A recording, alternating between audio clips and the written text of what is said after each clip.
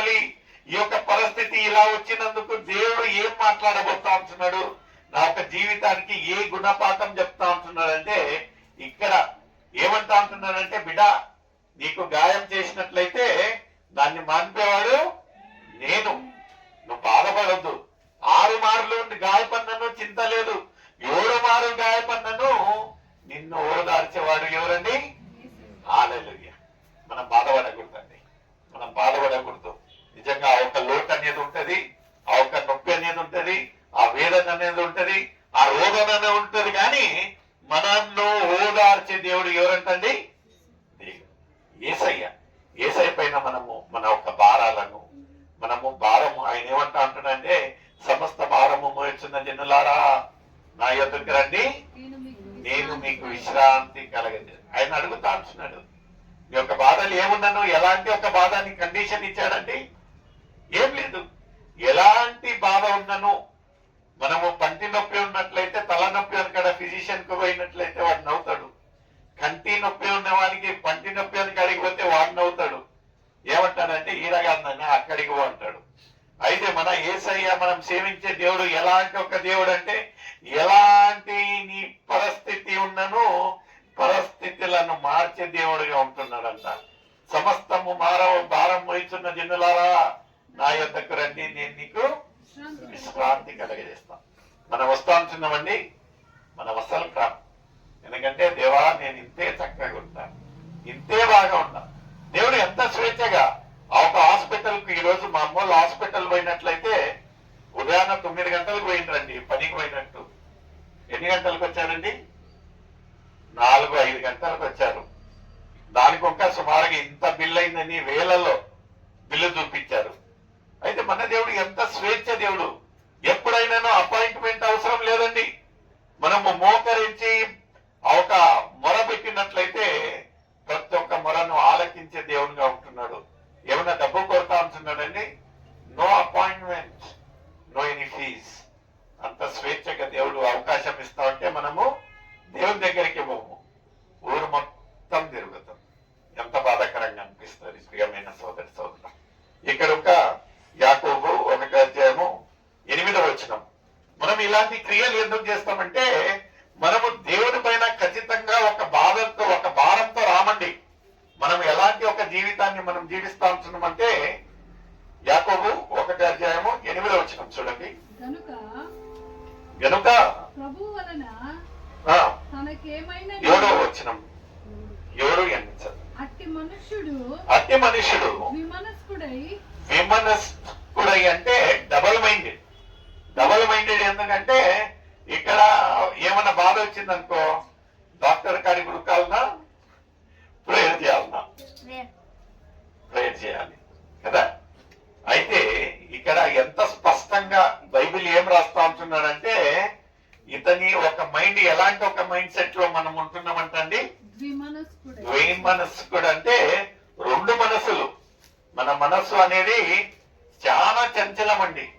ఇక్కడ అంటాము, అక్కడ అంటాము, ఇదంటాము, అది అంటాం, కానీ దేవుని దగ్గరికి మాత్రం మనం ఎప్పటికీ రాము. ప్రియమైన సోదరి సోదరుడు, ఎలాంటి ఒక జీవితాన్ని జీవిస్తా ఉంటున్నామో మనం చూడండి. ఇక్కడ ఏమంటా ఉంటున్నారంటే, ముందు చదవమ్మా.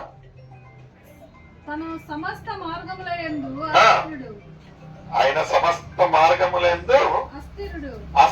అంటే ఈజ్ నాట్ స్టేబుల్, చంచలము. అయితే మనం స్థిరంగా, పేతురు ఎవరు ఆశించింది, పేతురు ఆశించారు ఏంటండి, ఒక దేవుడు నీటిపై నడిచినట్లయితే అందరు గమ్మును చక్కగా చూస్తా అంటే, పేతురుకు మాత్రం ఆ ఒక ఆశ కలిగింది.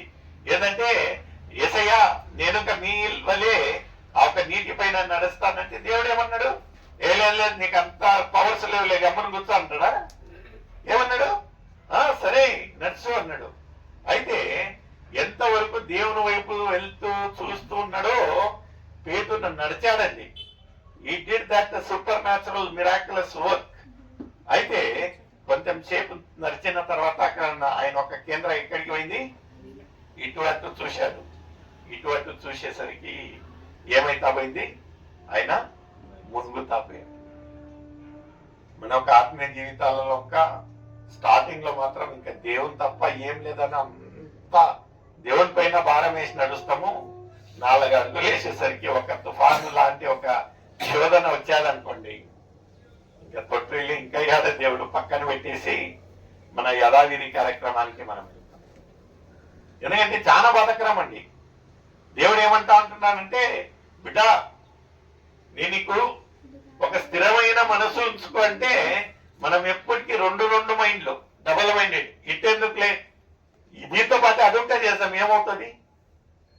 ఎక్కువ శాతం ఏమవుతుందంటే, వద్దు మా ప్రార్థన పైన అంటే, ప్రార్థన ఇంకా కావాలి మనకు, వైద్యం ఇంకా కావాలి, రెండు కావాలి. ఎందుకంటే అదొక్కటితోటి, ప్రార్థనతోటి అవుతుందో లేదో అని వచ్చినప్పుడు మన ఒక మనసులో ఆ డౌట్ అనేది వస్తుంది. ఇతను ఒక దేవుడి వైపు చూస్తూ, యేసయ్య వైపు చూస్తూ 4 అడుగులు వేసాడు పేతురు. ఆ తర్వాత అడుగులు వేస్తా ఉన్నాను కానీ కింద ఏముంటున్నదో చూద్దామని ఒక్కసారి కేంద్రాన్ని యేసయ్య నుంచి తొలగించినప్పుడు ఈ బిగాన్ టు సింగ్. మన ఒక ఆత్మీయ జీవితాలలో మనం చక్కగా వెళ్తా ఉంటున్నాము. ఒక్కసారి మనం లోకం వైపు చూసామనుకోండి, ఇంకా మనం ఇంకా ఈ యొక్క లోకంలోనే పడిపోతాము. అందుకంటే స్థిరమైన మనస్సుతో మనం ఉండాలి.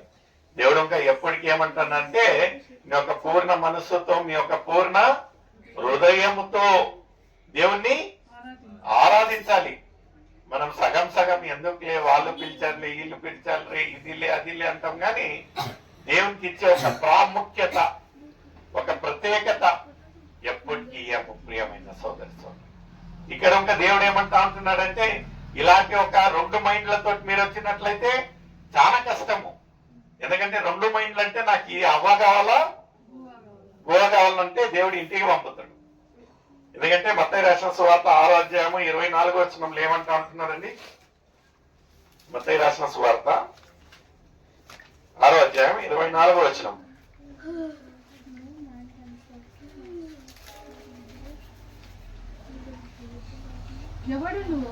ఎవడను ఇద్దరి యజమానులకు దాసుగా ఉండనేడు, అతడు ఒక్కని ద్వేషించి ప్రేమించును. ఇక్కడ ఏంది? ఒక్క మనిషి, మ్యాన్ కెనాట్ సర్వ్ 2 మాస్టర్స్ అంట. ఎందుకంటే ఇద్దరిని మనము ఎప్పటికీ సేవించలేము. ఏముంటున్నది ఆ ఇద్దరు ఆత్మీయ జీవితంలో? ముందు చదవమ్మా. ప్రేమించును, లేదా ఒకని పక్షముగా నుండి ఒకని తృణీకరించును. మీరు దేవునికి సిరికిని దాసులుగా ఉండలేరు. మనము దేవుడు అన్న కావాలా, సిరితనము అంటే ప్రాపర్టీ, లోకరీతిగా అన్న ఉండాలా. మనము దేవుణ్ణి ఇంకా అట్ట, ఈ లోకాన్ని ఇంకా ఇట్లా బ్యాలెన్స్ చేయాలంటే you are no good for nothing. English లో ఒక మాట అంటున్నది, jack of many master of none అంట. అన్నిట్లలో చేతులు వేస్తాం కానీ ఒక్క దాంట్లో ఒక మాస్టర్ గా ఉండం. ఇక్కడ ఇంకా మన ఒక ఆత్మీయ జీవితాలలో మనము దేవుణ్ణన్నా ఎన్నుకోవాలి, లోకం నన్నా ఎన్నుకోవాలి. నువ్వు ఇద్దరిని సేవించలేమని ఖచ్చితంగా ఇక్కడ చెప్తా ఉంటున్నారు. ఆ ఒక యవనస్తుడు ఇంకా దేవుని వైపు వచ్చి, దేవుని దగ్గరికి వచ్చి అడిగాడంట, యేసయ్య నేను నీ యొక్క మార్గంలో నడచాలనుకుంటా ఉంటున్నాను, నేను ఏం చేయాలి అని అడిగినప్పుడు యేసయ్య ఒకే ఒక మాట అన్నాడంట. ఏమన్నాడు?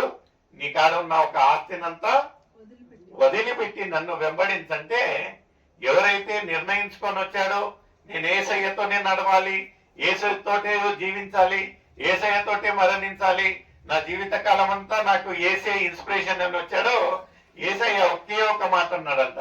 ఏమన్నాడంట? నీ కాడ ఉన్న ఆస్తినంతా వదిలేసి నన్ను వెంబడించు అంటే. అతని కాడ చాయిస్ ఉన్నది. దేవుడు రా అని ఇగ్గు కొనుక్కోలేదండి. యేసయ్య ఏంటంటే మనకు ఒక చాయిస్ ఇచ్చాడు. బిడ్డ, ఈడ అంధకారం ఉన్నది, ఇక్కడ ఏముంటున్నది? వెలుగు ఉంటున్నది. ఇక్కడ నిత్య జీవం ఉంటున్నది, ఇక్కడ నిత్య నరకం ఉంటున్నది. నీ చాయిస్. ఇక్కడ ఇరుకైన మార్గం ఉంటున్నది, ఇక్కడ విశాలమైన మార్గం ఉంటున్నది. నీ చాయిస్. ఎలా వస్తావంటే, ఎవరైతే నిర్ణయించుకొని, యేసయ్య చెప్పారా నన్ను వచ్చి అడుగు, నన్ను వెంబడించని అడగలేదండి. ఇతనే వచ్చి అడిగాడంట, యేసయ్య నేను నడుస్తానంటే సరే నడుస్తున్నాడు.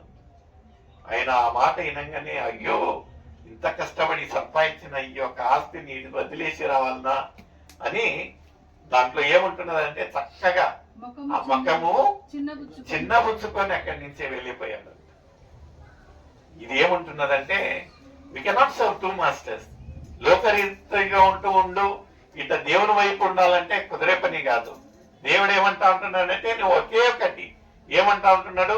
ఈ యొక్క యోహాను రాసిన సువార్త 14వ అధ్యాయం 6వ వచనం అందరికీ తెలిసిన ఒక మాట అండి.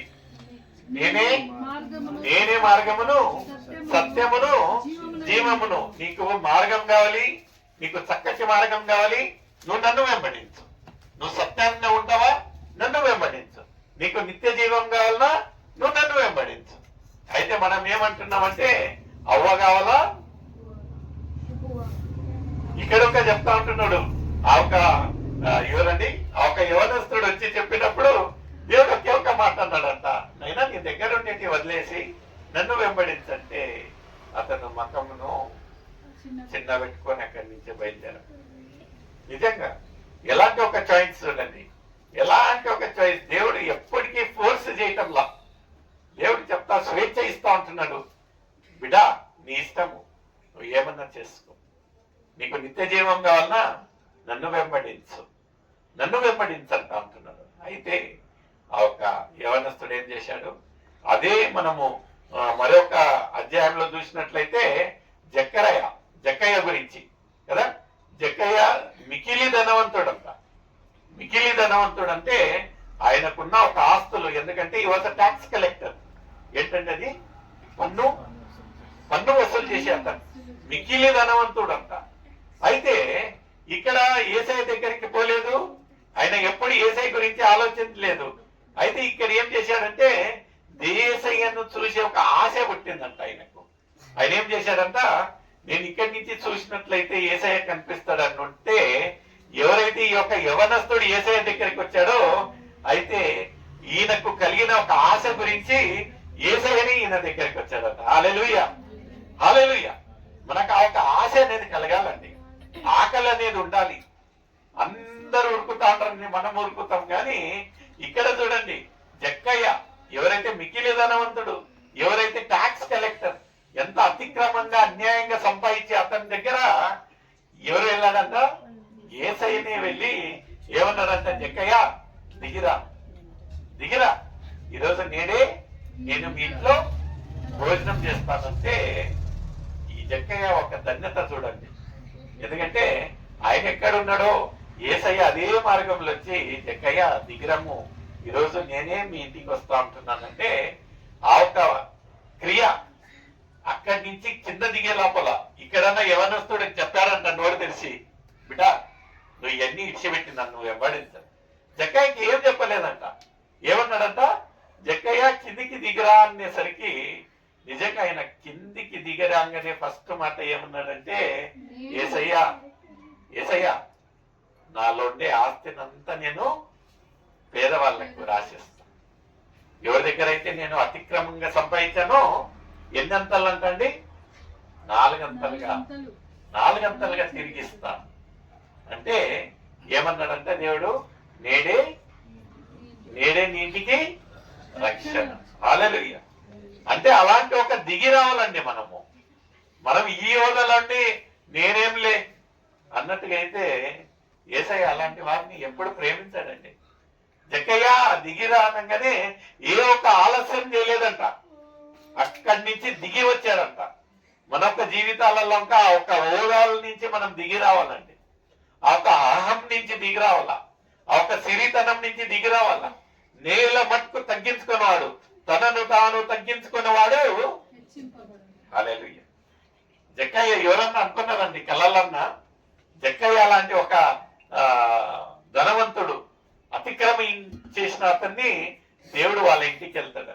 అయితే ఎంత అద్భుతంగా దేవుడు జక్కయ్యను ఆశీర్వదించారంటే, ఎందుకంటే ఆయనలో ఉన్న ఒక స్థిరమైన మనసు, ఆయనలో ఉన్న ఒక ఆశ కలిగిన మనసు. మనము దేవుని దగ్గరికి వస్తా అంటే ఒక ఆకలి తపనతో రావాలండి.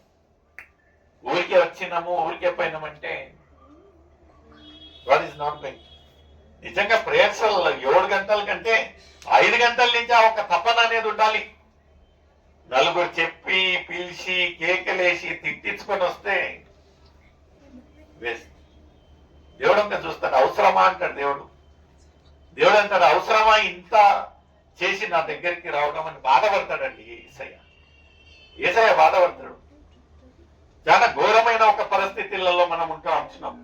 ఎవరికి లేని ఒక ధన్యత మరణించిన వారిని మనం ఒక్కసారి చూసినట్లయితే వాళ్ళ మనందు మనం ఒక చీమ లాంటి వాళ్ళం.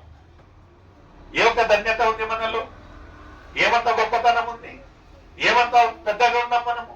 అయినను దేవుడు మనల్ని ఇంతగా ప్రేమిస్తా ఉంటున్నాడంటే God has a beautiful plan and purpose అంటూ యూ. కృతజ్ఞతతో ఉన్నామా? 2024 నుంచి 25 ఎన్ని మంది రాలిపోయారండి. మళ్ళీ నెక్స్ట్ ఆ ఒక వైరస్ వస్తా ఉందంట. అది ఎంత భయంకరంగా ఉంటుందో మనకు తెలియదు. అయితే మనము ఎంతో భయంకరమైన ఒక పరిస్థితులలోనూ దేవుడు మన ఒక చేతిని విడువని దేవుడు గారు. ఎందుకంటే ఏమంటా ఉంటున్నాడంటే, ఎవరు ఈ యొక్క మాటలు అంటే యోబు చెప్తా ఉంటున్నాడు, ఎవరినైతే ఆయన కట్టుకున్న భార్య